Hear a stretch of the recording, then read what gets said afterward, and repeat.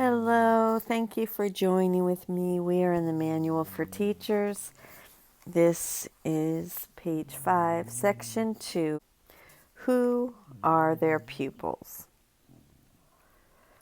Certain pupils have been assigned to each of God's teachers, and they will begin to look for him as soon as he has answered the call. They were chosen for him because of the form of the universal curriculum that he will teach is best for them in view of their level of understanding. His pupils have been waiting for him, for his coming is certain. Again, it is only a matter of time. Once he is chosen to fulfill his role, they are ready to fulfill theirs. Time waits on his choice, but not on whom he will serve. When he is ready to learn, the opportunities to teach will be provided for him. In order to understand the teaching-learning plan of salvation, it is necessary to grasp the concept of time that the Course sets forth. Atonement corrects illusions, not truth. Therefore, it corrects what never was.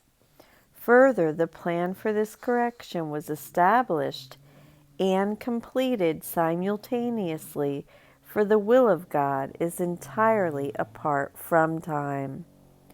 So is all reality being of him. The instant the idea of separation entered the mind of God's Son, in that same instant was God's answer given. In time, this happened very long ago. In reality, it never happened at all. The world of time is the world of illusion. What happened long ago seems to be happening now. Choices made long since appear to be open, yet to be made. What has been learned and understood and long ago passed by is looked upon as a new thought, a fresh idea, a different approach. Because your will is free, you can accept what has already happened at any time you choose, and only then will you realize that it was always there. As the Course emphasizes, you are not free to choose the curriculum or even the form in which you will learn it. You are free, however, to decide when you want to learn it, and as you accept it, it is already learned.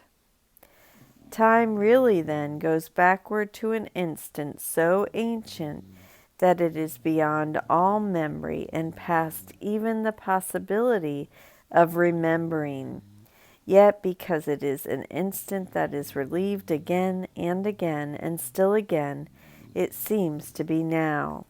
And thus it is that pupil and teacher seem to come together in the present, finding each other as if they had not met before.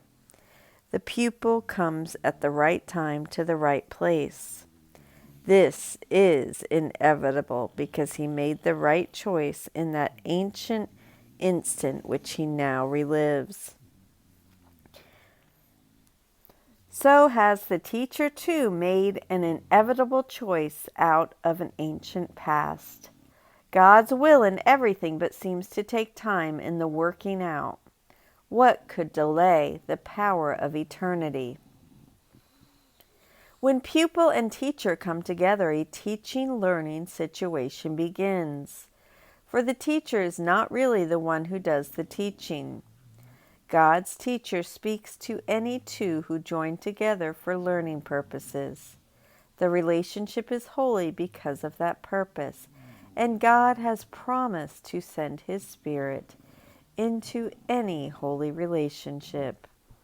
In the teaching-learning situation, each one learns that giving and receiving are the same. The demarcations they have drawn between their roles, their minds, their bodies, their needs, their interests, and all the differences they thought separated them from one another, fade and grow dim and disappear. Those who would learn the same course share one interest and one goal, and thus he who was the learner becomes a teacher of God himself, for he has made the one decision that gave his teacher to him. He has seen in another person the same interests as his own. Thank you so much for joining with me in Section 2 of the Manual for Teachers. Have a beautiful day. I love you. I'll see you tomorrow.